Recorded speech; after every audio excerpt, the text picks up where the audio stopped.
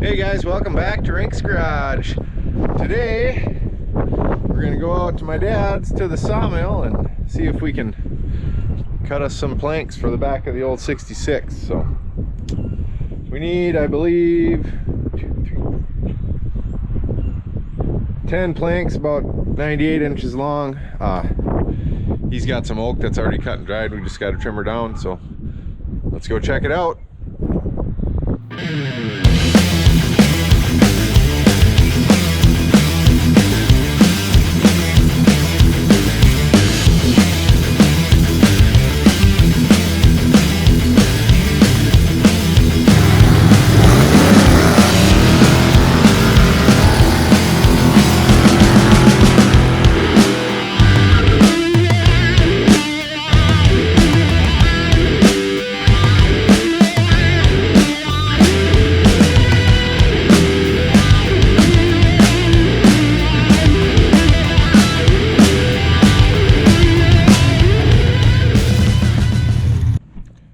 So today we were out here at Grandpa's place, and this is where Dad's got the sawmill set up, as you can see. He's been doing some cutting. Walk in here and check it out. I don't know. Dad's out somewhere on the skid loader. Somewhere. Here, Roscoe. So, got a little building here. Once Dad gets up here, we'll have him give us a little info on it, but he's got the sawmill set up in this little shed, so looks like he's got a log on there. Guessing we'll have to cut that up where we get to cutting our wood for the pickups. So see if we can round him up and find our planks we need for the pickup.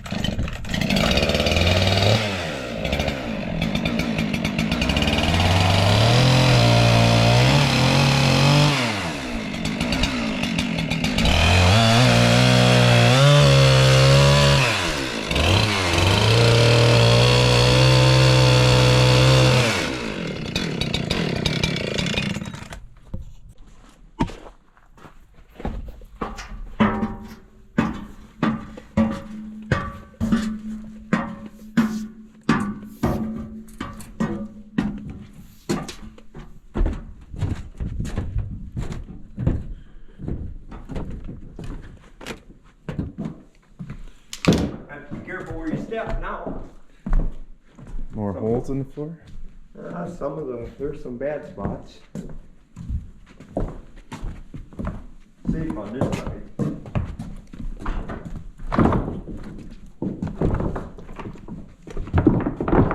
This stuff's been laying up here for probably 5 years, I think. There's our stack. We'll have to do some trimming. We got to get them down, so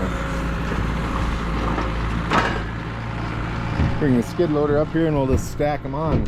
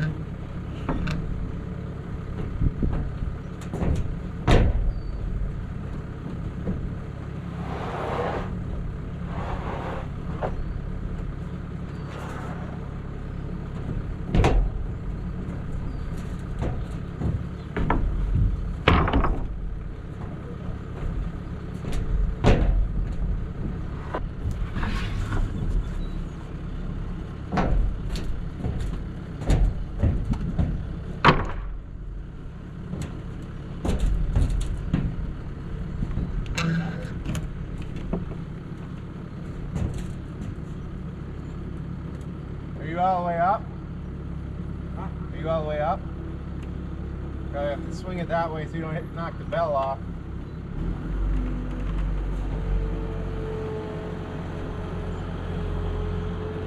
Okay.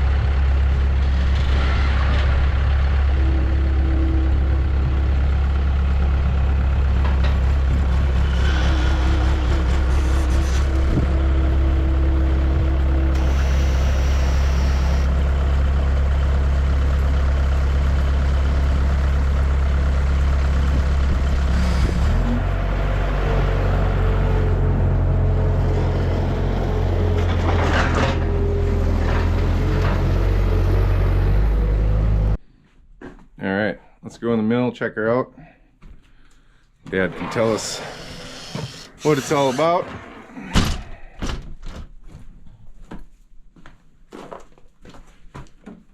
Afternoon. This is my dad, Doug. His sawmill. Howdy. I'll let him explain kind of what we got going on here. I figured I better check the oil. And as long as we're checking oil, you want to start in the engine room? I don't know how good your light is. I barely see the oil in the dipstick. For you international gurus, you probably already recognize it as a 301 out of somebody's 806. This one actually came from a combine. Would be the power unit. Only 100 horse, I think. So not any too much for a mill, but we're just hobby milling anyway. We don't do anything for no serious production at all, just for fun. So I guess so where did you get it from? Oh, the mill, originally it was in the Senior Perspective, I think probably, oh God, 6 years ago. And a guy by the name of Dave Dixon had it. And I bought it from him, but his dad had bought it brand new. Would have been an Enterprise sawmill, brand new in 1932. And it spent its whole life down around Buffalo, Minnesota.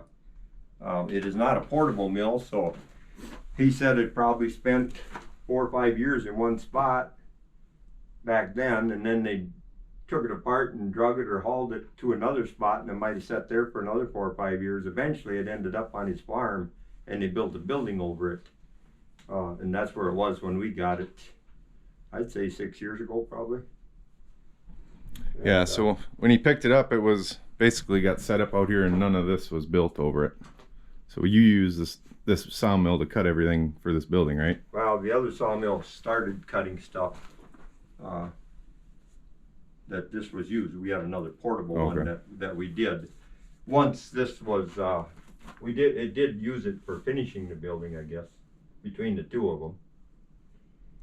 And the only reason it got to be this size, because that's what the length of the lumber was, and it was enough to cover the mill, I guess. Wasn't planning on building the building, but after you think about it, cutting wood in the wintertime ain't that much fun outside if you got to wipe the snow off the mill every day. So yeah, it's kind of a work in progress. I need to dig the pit deeper. It came with a 54-inch blade. We got the 48-inch blade on it now. That's all I've ever had on it. But I got to dig a little bit of a pit in order to put the big blade on. So far, we've managed pretty good with the 48-inch blade. So 48-inch blade, so you can cut like 20-inch. It'll cut 19 3/4 inches deep. That would be what they call the magic number. 19 3/4 on this 48-inch blade. that it can get through without chainsawing. We have cut logs up to 36 inches in diameter. With a little bit of ingenuity, you can do that without doing much chainsaw work too, but it's not that much fun with to finish it with a chainsaw. So, all right, we'll go over to the other side and check out the controls. well, we're over here on the easy side of the mill anyway. The people on that side, they complain more that it's harder work, but it was all friction drive when we got it. Mill went 100 miles an hour, and of course we're not into production, so we didn't need to saw that fast. So we actually converted it to hydraulic, so you can pick any speed you want the log to go, which is nice when you only got 100 horsepower to play with. And the other thing we did was we took every other tooth out of the blade, which I thought was kind of weird at the time, but after talking to some friends up at Rice, Minnesota that pound out the blades, they said that was a very common practice in Minnesota in the wintertime, was get rid of half your teeth for sawing frozen wood. Takes less power, and the sawdust is bigger, so it don't get in there and freeze and bind to the blade and cause all kinds of goofy things to go wrong. And we was told by Steve Cross down there at Cross Sawmills in Georgia that sawmills are kind of like little kids and young dogs. You don't know what they're going to do next. So we got our lumber up here for the truck bed. We got a log on here that he's going to cut up first. This guy is black ash. We're just going to take the edge off it. I'll let the motor warm up a little bit here. So basically we got a hole in the side here, as you seen earlier. You can set the log right into the mill through the side. Of course, you still got to roll it on by hand. But so this thing, you're going to cut a what? A mantle piece out of it? We'll probably cut a 5-inch thick mantle out of the center of it, I think. So we'll cut it, leave a live edge on. You're gonna leave live edge on both sides, and then just cut one side. So live edge on one side for a mantle. So basically up and down cuts.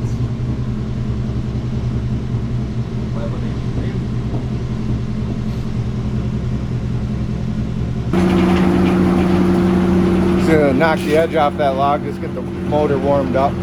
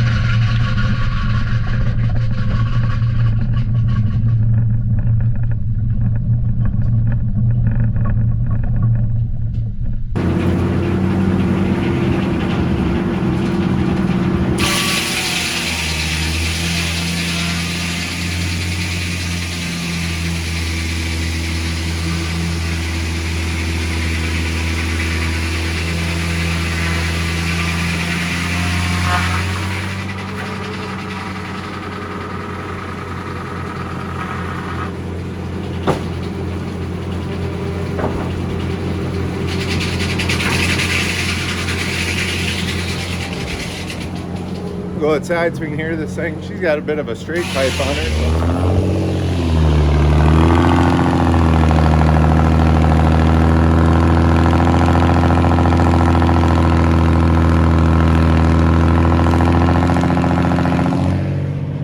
Don't sound too bad. As long as you're not trying to sleep up there, I suppose.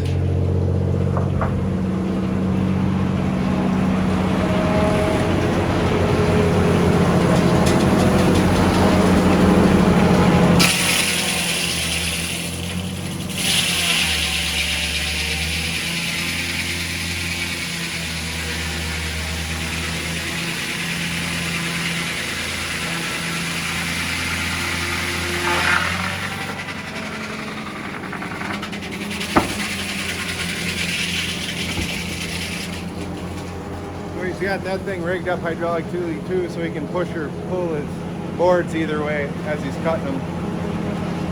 A lot of times he's probably out here by himself.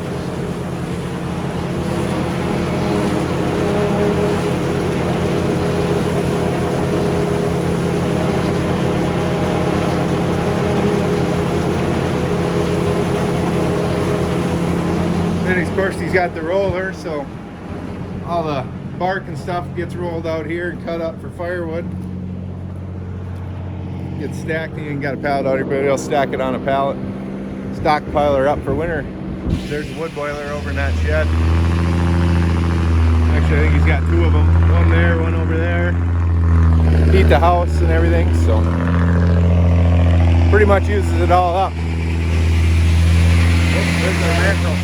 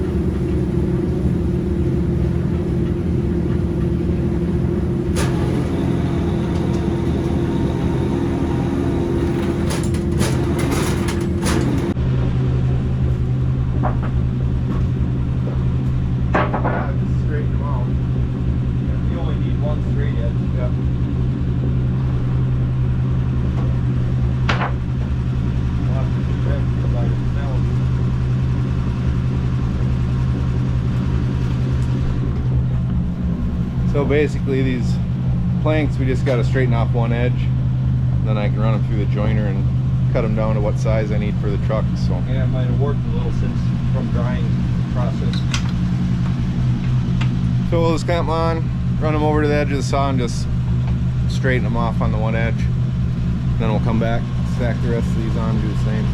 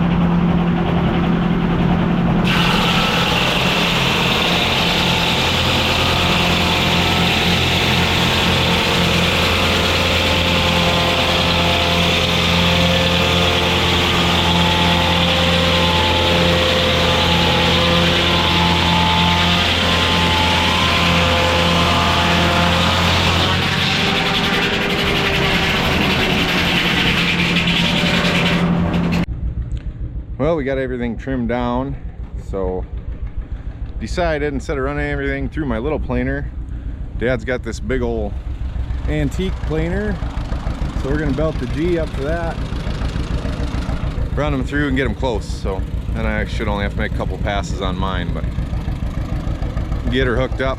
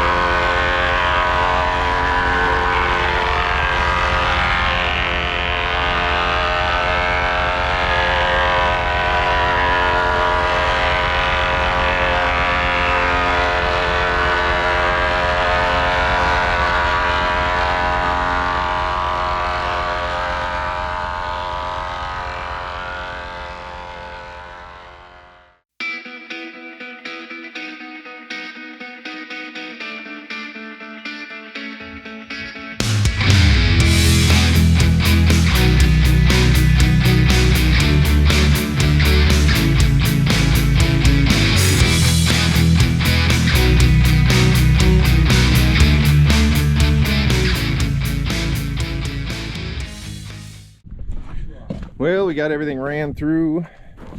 Got at least one smooth side anyway. That'll make it easier on my planer. So this thing is old. Dad figures 1890s probably, something like that. So she needs the blade sharpened a little bit, but works to get them boards flattened off. So they got a little hump in them from drying. So that is going to do her for this video. So get that stuff home and get ready to put her in the truck. See you next time.